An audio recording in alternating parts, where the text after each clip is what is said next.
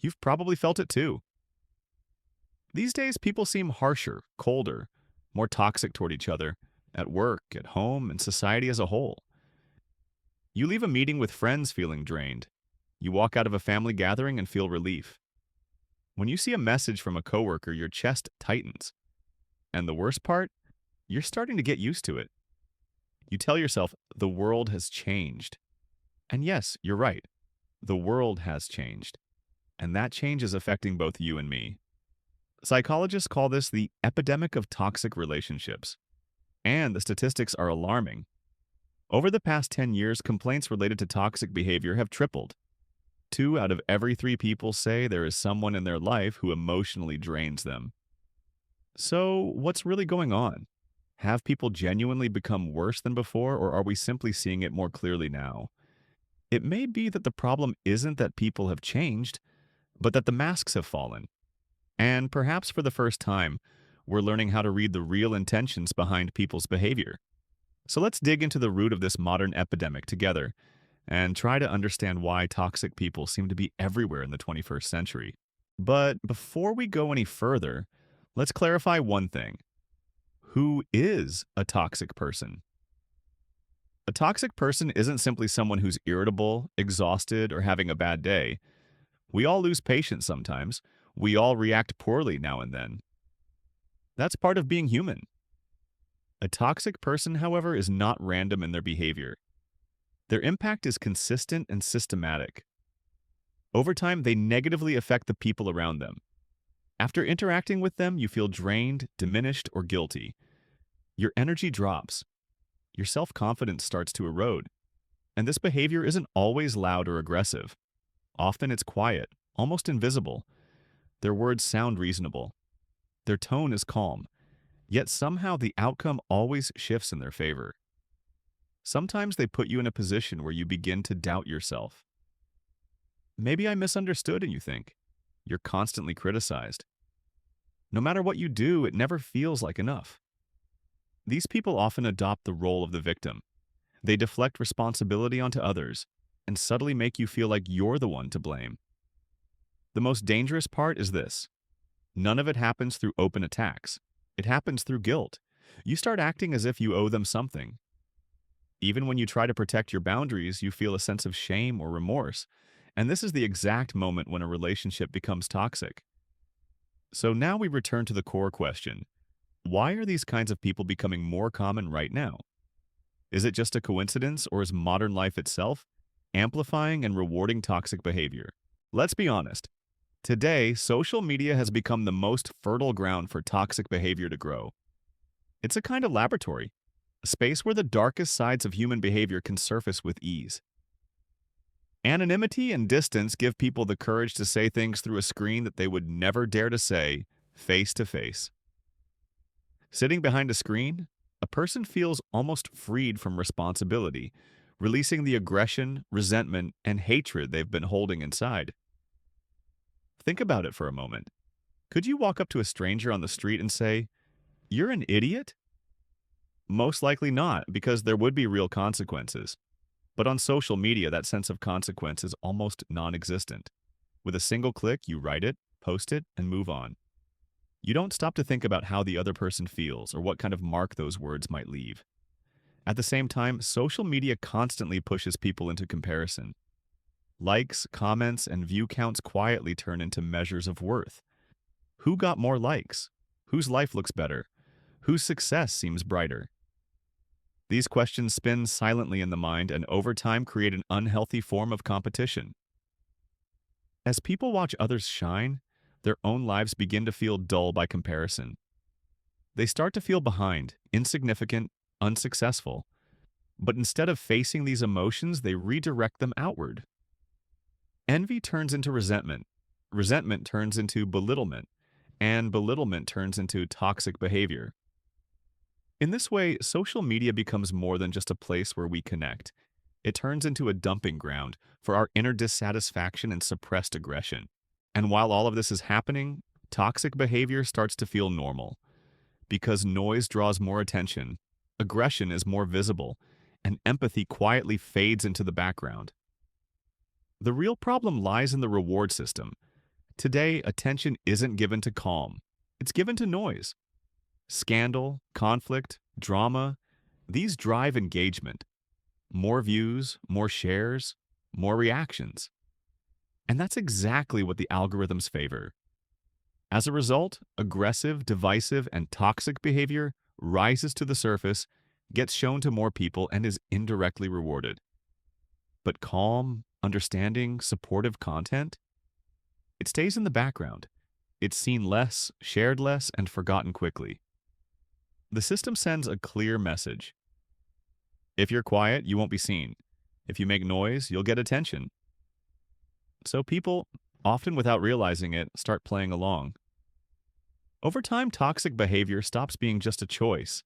It becomes the easiest way to gain visibility and attention. Research supports this as well. For example, studies show that every additional 30 minutes spent on social media increases the risk of depression by around 13%. This tells us that the problem isn't just the content itself, but the continuous psychological impact it has on people. And it's no coincidence that the years when social media became deeply embedded in everyday life, roughly between 2010 and 2015, also mark the period when toxic behaviors began to rise sharply. People compare themselves more. They feel inadequate more often. They become irritated more quickly. The emotional burden grows, but instead of releasing it in healthy ways, they redirect it onto others. In this way, the system doesn't just spread toxic behavior, it feeds it, normalizes it, and steadily makes it stronger. Yes, modern humans are tired, not physically but mentally exhausted. Think about it. Our parents would wake up, go to work, come home in the evening, and spend time with their families. When the phone rang, you knew it was someone checking in, having a real conversation. After work hours, no one called about work. Now, it's 11 p.m. and a WhatsApp message comes in from your boss. Have that report ready by tomorrow. Your inbox is constantly full. Instagram notifications keep popping up.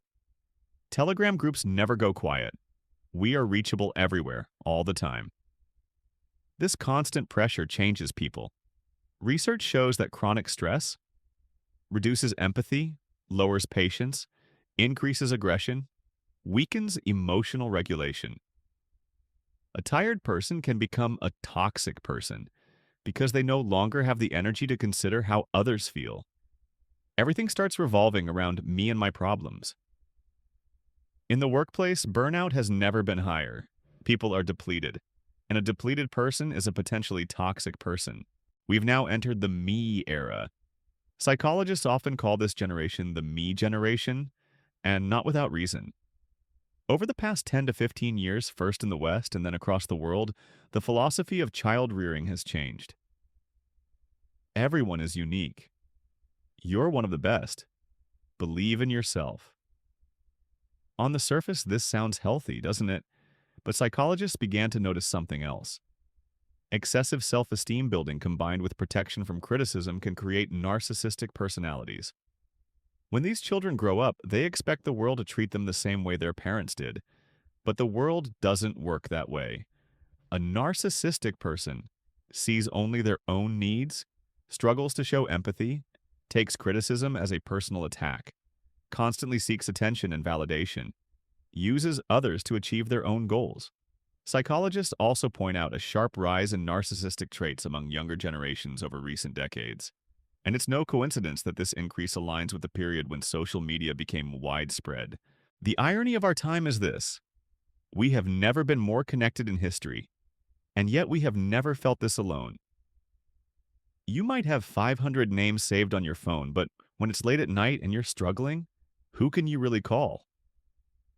Because of this, the decline of genuine human connection has become a serious problem. In the past, people knew their neighbors. They talked in the courtyard, shared tea, spent time together. Today, many people don't even know their neighbor's name. Families live under the same roof, yet everyone is staring at their own screen. This isolation creates two major problems. First, people begin to lose their social skills. Showing empathy face-to-face, reading body language, understanding emotions, these skills require practice. Interaction through a screen doesn't develop them. Second, loneliness itself breeds toxicity. Research shows that chronic loneliness makes people more suspicious, more defensive, and more aggressive. A lonely person lives in a constant state of psychological self-protection, always prepared to attack before being hurt. Another curse of the modern world is money stress. Many people don't like to talk about it, but the reality is clear. Economic pressure changes people. Today, buying a home is much harder than it was for our parents. Job security is nearly non-existent. You can be let go at any moment. The future feels uncertain because everything around you is constantly shifting. Competition is fierce because everyone is trying to get ahead. This stress creates a zero-sum mindset. If you win, I must lose. If you move forward, there's no room left for me. This way of thinking pushes people to see others as rivals, or even enemies. Your friend's success becomes your failure. Your coworker's promotion is your setback. Remember, fear-based living is a primary source of toxic behavior. A fearful person doesn't trust others, sees threats everywhere, preemptively strikes to protect themselves, views others as potential competitors today. Society's values are changing, and these changes are not always for the better. In the past, these qualities were valued. Patience, generosity, humility, a sense of community, helping others. Today, what's valued is different. Speed, success at any cost, self-promotion, individual achievement, competition. The result? A kindness is weakness mentality. The idea that nice kids finish last. The fear that if you're not toxic, you'll be stepped on. The behavior of social media influencers makes this clear. To get attention, you need scandal. Doing good quietly is not enough. You need drama, you need conflict, you need content. The real irony is this. We've never had access to so much information, yet true knowledge has never been more scarce.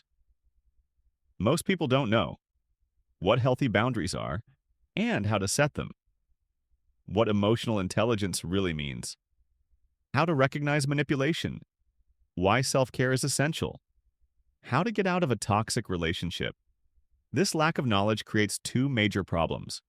First, people unknowingly behave toxically toward one another. Their parents did it, so they repeat it.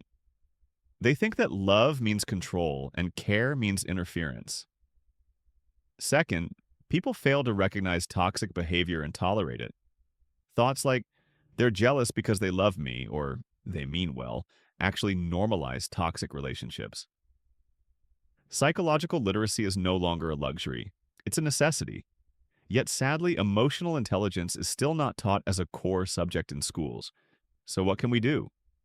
On a personal level, 1. Set boundaries. Learn to say no. You don't have to please everyone. 2.